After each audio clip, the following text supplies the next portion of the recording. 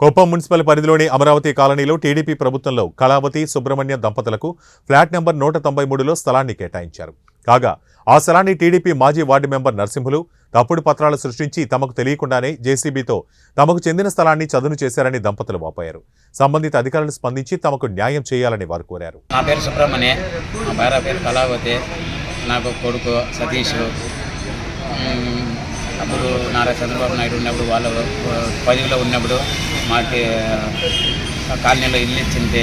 అది వేరే మనిషి వచ్చి ఇప్పుడు వీళ్ళు వీఆర్ఓ ఎంఆర్ఓలకు చేరి వాళ్ళ దగ్గరికి పోయి పేక్ పట్టా తీసుకొని నిన్న చూసే వరకు కడగాలు ఉన్నింది. ఈ పొద్దు మధ్యాహ్నం 1 గంట పోయి చూస్తే కడగాలతో సహా మొత్తం అంతా సదరం చేసి ఎత్తి ఉడ్డేసిండారు.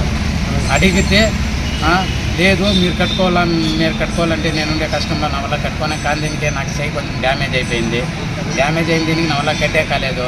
సరే ఇంక దీనిపైన ఎవరు నిన్ను అడుక్కొని పడుకొని అట్లా కట్టుకుందాము అనేపాటికి వేసిందే పిల్లర్లు కడగాలు మొత్తం పెరిగాను. అది గుంత అని చెప్పి ఒకప్పుడు నన్ను నువ్వు కడగాలు వేయకూడదు పిల్లర్లు వేయాలని చెప్పింది. పిల్లర్లు వేసింది.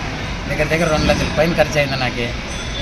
ఇప్పుడు వారు వేరే వాళ్ళకి వాళ్ళు పట్టా ఇచ్చేసి ఆయన జేసీబీ పెట్టి క్లీన్ చేపించేస్తే మా ఇంట్లో పేద సాదా ఎక్కడ పోయేది సార్. అదే మాకు 23 సిమెంట్ ఇచ్చినారు.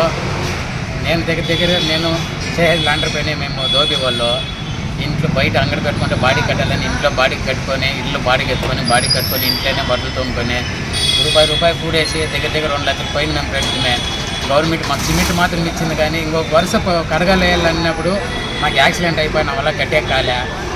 కాబట్టి ఇది మీ పెద్దోళ్ళు ప్రభుత్వము ఏమైనా చూసి నాకు సాయం చేయండి. లేదంటే మేము ముగ్గురు పోయి ఆడే సైడ్ దగ్గర ఆత్మహత్య చేసుకుంటాము.